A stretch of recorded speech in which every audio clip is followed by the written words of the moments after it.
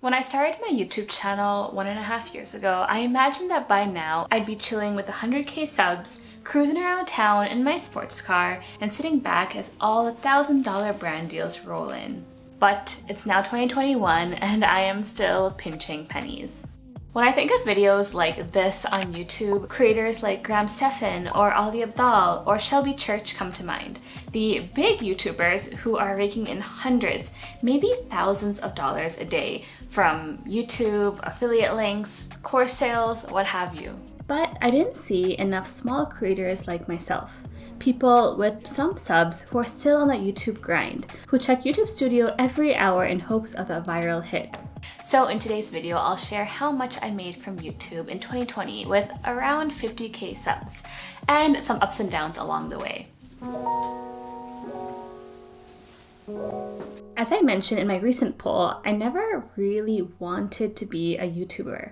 When I graduated college in 2018 to join my software engineering job, I never expected 2 years later to be spending hours a week talking to a camera and taking silly pictures for the internet. And as an introvert, I find peace with my own solitude. In an ideal world, I wouldn't have to do much talking at all. But anyways, when I started off this channel, it wasn't for the clout or to become a skilled filmmaker. I just wanted to build my brand to promote my new consulting company, Haiku. I mean, that's what Casey did for Beam, and it worked out pretty well, so how hard could it be? Well, my initial videos, a lot of which have been taken down, reflected that varying interest in YouTube. So when I was just starting out, I didn't fully grasp the potential of YouTube. Not just to make money, but to learn, to build a community, and to open the doors to so many different opportunities from brands and other creators. And because of that, I didn't have really any strategy going into things. I had no idea what my niche was, or what value I was adding, or how to monetize my knowledge and skills. Now, let's set the story straight. I just quit my 6-figure job, had only a few hundred subs, had 2, maybe 3 consulting clients, and just bought a house. There was a lot of pressure, at the very least not to ruin my Indian family's reputation. Plus, I had to sustain myself and my hefty appetite, pay my mortgage, and treat Yogi like the prince he is, all with a highly variable and very limited stream of income. Of course, I had the privilege of my parents paying for my college tuition, so I could put all the money that I saved from my tech job towards paying my bills. But I was as motivated as ever. I wanted to do whatever I could to make money, especially before getting kicked off my parents' health insurance. So I had about 2 years to make it big on YouTube. And let me tell you, those first few months I did just about everything. I made videos about my company, I made vlogs, coding tutorials, even comedy sketches. While some performed well, most did just about average. But I still kept trucking along, hoping for that one breakthrough hit. It took about a few months into my channel's growth to really narrow in on that niche, which was tech, productivity, and lifestyle. And with that, I started building an audience, and my videos started getting some views. And I finally got my first sponsorship in March. This was a huge deal. I couldn't believe that before I was even monetized, when I had just 3,000 subs, a company wanted to work with me. Of course, I didn't make thousands or anything from this deal, but it was just another slight nudge of validation that I needed. Now, the thing with sponsorships is they're never consistent, especially for small creators. And even since March, there were months and months where I didn't get a single good sponsorship offer, even when I had 10 or 20x more subs. And of the offers I did get, a lot of them never aligned with my channel or my niche. But yeah, I did the sponsored video, learned a lot about collaborating with larger brands, and moved on. And also around that time, my Notion video started picking up. And the folks who saw that video ended up sticking around for my other content. Slowly, the video started picking up, and by the end of April, I was hitting around 2,000 views a day. And one way to build your YouTube skills more efficiently than I did in those long 6 months is through Skillshare, which happens to be today's lovely sponsor. Skillshare is an online learning community for creators where millions come together to take the next step in their creative journey. Now, if I were to go back in time and start this YouTube thing all over again, I definitely would have taken Ali Abdaal's new Productivity for Creators course. and probably also MKBHD's YouTube success course. There are courses on everything from visual storytelling to color grading to photography. And the great thing is Skillshare is made for learning. It has no ads, tons of hands-on projects with each class, and a strong community to find inspiration and support. So check out Skillshare if you haven't already, and the first 1,000 people to click the link in the description will get a free trial of the premium membership so you can explore your creativity. And thank you again Skillshare for supporting my channel. Now back to the video.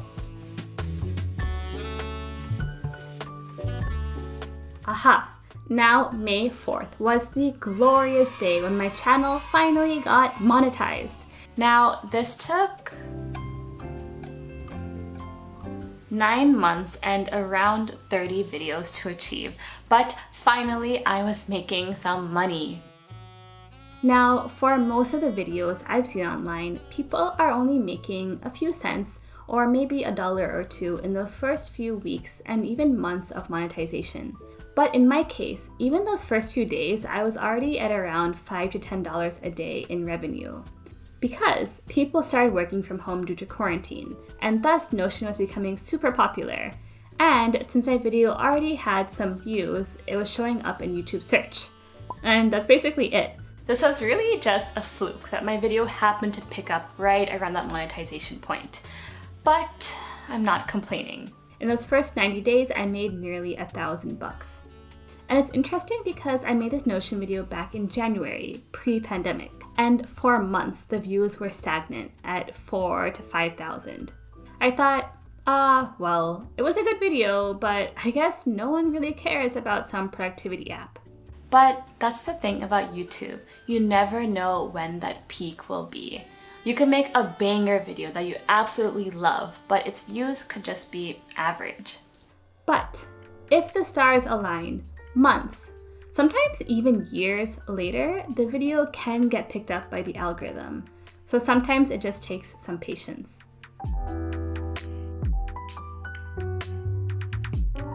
By the end of the summer, I was feeling pretty good about myself and my channel. I was making a few $100 a month, had some popular videos, and picked up a myriad of quarantine hobbies. It was pretty good. And in the months that followed, my channel was riding that wave of quote-unquote success. My Notion video was having bursts of popularity, and subsequently, my Amazon internship video got picked up by the holy algorithm. Again, this was half a year after uploading that video. And as things go, people saw the Amazon video, then they got recommended some other tech videos, then those got kind of picked up, so on and so forth. As each month progressed, I was consistently making more money. I was finally seeing that linear, almost exponential growth that I dreamed of. I started getting more sponsorship offers, from small companies to the bigwigs like Skillshare. At that point, I felt like I made it. I was getting hundreds of thousands of views and almost 10,000 subs a month. My 90-day revenue more than tripled from $500 to $1,500 a month.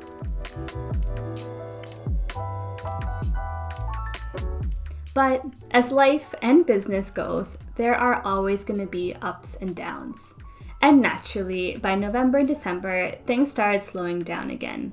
My views and sub growth and revenue, pretty much everything. Even though I felt more confident that I was delivering high quality content, I wasn't rewarded monetarily. And while those numbers, even today, haven't fully picked back up to the glory days of October, I'm not too mad about it. Had my channel continued to grow exponentially, especially this early on, I probably wouldn't have been able to keep up. Maybe I wouldn't have been able to meet the demand in content, or I would have burnt out, or I would have just gotten lazy. Even if not entirely by choice, I'm trying to embrace that slow growth mindset, taking the short-term hits for long-term gains. Despite knowing a relatively reliable formula to make banger videos, in my case about CS or the tech industry, I actively chose not to. I want to stick to what I love to talk about, even if not everybody cared to listen. And I knew I could make slightly lower quality videos 2 or 3 times a week, but I didn't want to do that either. I wanted to hone in on my filmmaking and storytelling skills, even if that meant making less money. Alright, let's see. It looks like in 2020, with about 50K subs by the end of the year, I made around $6,600 in YouTube ad revenue. Now, I must say, even though I wanted to hit a couple grand a month by the end of the year, this is pretty good for my first full year of doing YouTube. Hopefully my parents are proud. 1. It's not that stable. There are just a lot of things about YouTube that are really inconsistent and hard to plan for, like sponsorship offers or ad rates, or even predicting which of your videos will become successful. And even off the income that I make every single day and month from YouTube, most of that really comes from just a few of my most popular videos. So a single video in its lifetime can make between $2 to $2,000, just depending on how it's received by the audience and the YouTube algorithm. And 2, there's no overnight success. I think before I became a YouTuber, I used to see all these viral hits online, and I assumed that it must be relatively easy to hit 1 million views on a video overnight. But that is not the case. YouTube is a very slow grind, and you need to give it 2 or ideally 3 years to really see your hard work pay off. And not even that, there might be a video that you absolutely loved making, but it might not get picked up. It might take months, sometimes even years for it to get that recognition that you think it deserves. So it's just about waiting for those stars to align to see your hard work pay off. And 3, don't do it for the money. And even though this is my full-time gig, even if I didn't make any money from YouTube, I think I would still make videos. Maybe this wasn't the case at the very beginning, but I've actually really come to love the process of crafting a story and conveying it through interesting clips and edits and building this community that we have online. And I would imagine, especially as a small creator, to just start doing YouTube and immediately be worried about monetization and making a living off your content can be very stressful, and definitely a lot more pressure than you need at the very beginning. So ideally, YouTube should be a hobby that you love to do, and the money should be a benefit. And yeah, that's it for today's video. I hope it was helpful, whether you're starting your own YouTube channel or maybe you're just nosy. And if you're just starting your YouTube journey and need help with growing an audience or building your brand or making videos, I recently launched a mentorship program on Superpeer. Now you can schedule one-on-one calls with me and get advice on growing your YouTube channel. So if you are interested, I'll put a link in the description below. And yeah, I hope you liked this video. If you did, please give it a big like and subscribe. Follow me on social media if you want to. Thank you again, Skillshare, for sponsoring this video, and I'll see ya in the next one.